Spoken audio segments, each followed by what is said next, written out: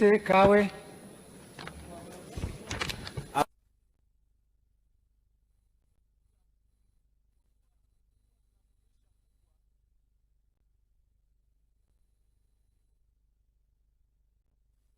Nyakasangwe, Mtombezi pamoja na mto wa IPTL zimekuwa zikisombwa nyumba na kusababisha maafa.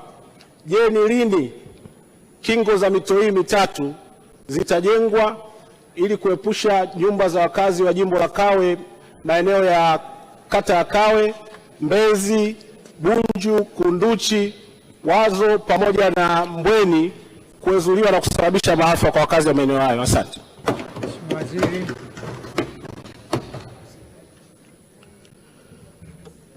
Mheshimiwa Spika, kwa niaba ya Waziri wa Nchi, Ofisi ya Waziri Mkuu TAMISEMI, Profesa Shemdoe, napenda kujibu swali la Mheshimiwa Timothy Geoffrey Anyosisye, mbunge wa Kawe, kama ifuatavyo. Mto Mbezi ni mto muhimu jijini Dar es Salaam. Wakati wa msimu wa mvua huongezeka kina na mara nyingi husababisha mafuriko yanayoathiri miundombinu na makazi ya watu yaliyo kando ya kingo zake.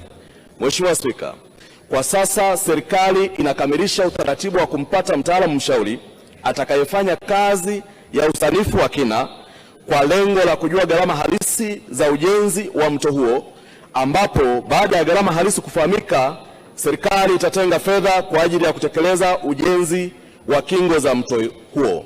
Hata hivyo, serikali inatambua uwepo wa mto Nyakasangwe pamoja na mto IPTL.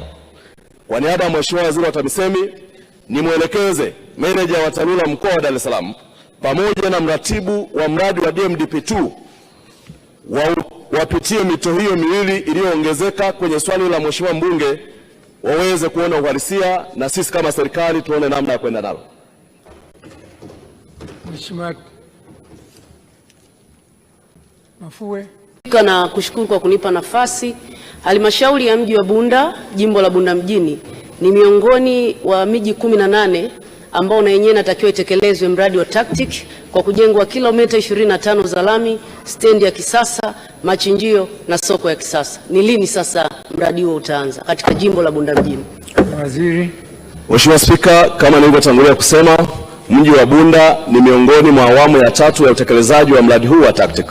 Mara tu baada ya serikali kukamilisha usanifu, tutakwenda kuanza hatua za ujenzi mara moja. Mheshimiwa, tunaendelea. Mheshimiwa Jacqueline Ngonyani. Asante sana Mheshimiwa Spika, naomba sasa swali langu namba 2 lipatiwe majibu ya serikali. Mheshimiwa Waziri. Mheshimiwa Spika, kwa niaba ya Waziri wa Nchi, Ofisi ya Waziri Mkuu TAMISEMI, Profesa Shemdoe, napenda kujibu swali la Mheshimiwa Jacqueline Ngonyani kama ifuatavyo. Serikali imekamilisha usanifu wa barabara ya Mshangano Legele hadi Mletele kwa ajili ya ujenzi wa kiwango cha lami, ambapo shilingi bilioni 2.51 zitatumika kwa ajili ya ujenzi wa awali wa kilomita 5 wa barabara hiyo. Kwa sasa serikali itaendelea kutafuta fedha ili kuweza kutekeleza ujenzi wa barabara hiyo.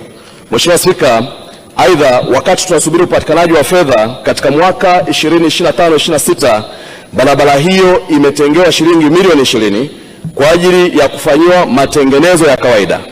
Kwenye mwaka wa fedha ujao, serikali imetenga milioni 250 kwa ajili ya matengenezo ya barabara hiyo kuhakikisha inapitika muda wote. Mheshimiwa Ngonyani. Asante sana Mheshimiwa Spika kwa kunipa nafasi ili niweze kuuliza swali moja dogo la nyongeza lenye sehemu A na B kama ifuatavyo. Kabla ya kuuliza swali, Mheshimiwa Spika, naomba jina langu lisomeke Jacqueline Ngonyani Msongozi kwa maslahi ya wanaruvuma. Mheshimiwa Spika, kwa kuwa barabara hii ya Mletele Mshangano ni barabara muhimu sana kwa ukuaji wa uchumi katika manispaa ya Songea, je, serikali inapochelewesha ujenzi wa barabara hii haioni kwamba inadumaza uchumi wa manispaa ya Songea? Swali B, barabara hii ni bypass ya kutoka kwa barabara ambayo inatumika barabara ya Mtwara Corridor. Kwa hiyo kutoka Mletele kwenda Mshangano kwenda Njombe ni barabara muhimu sana kwa ajili ya kuondoa msongamano wa magari katika barabara kuu hiyo. Je, serikali ina mpango gani wa kuhakikisha kwamba barabara hii inajengwa kwa haraka ili kuondoa changamoto hii iliyopo? Asante. Mheshimiwa Waziri, kwa kifupi sana. Mheshimiwa Spika, serikali haicheleweshi ujenzi wa barabara hii ya Mshangano Legele Mletele, ndio maana imetenga fedha na ikaweka fedha na ikakamilisha usanifu wa barabara hii. Ni kwenda kuijenga barabara hii kwa awali kilomita 5 kwa kiwango cha lami. Na barabara hii pia tunatambua kwamba huwa inatumika kama bypass kwenye barabara kuu ya Songea Tunduru. Sisi serikali mwaka ujao wa fedha tutakapotenga milioni 250, barabara hii itakuwa inapitika wakati wote na itaendelea kutimiza jukumu hili la kuwasaidia wananchi kama bypass wakati panapokuwa pamehitajika. Asante.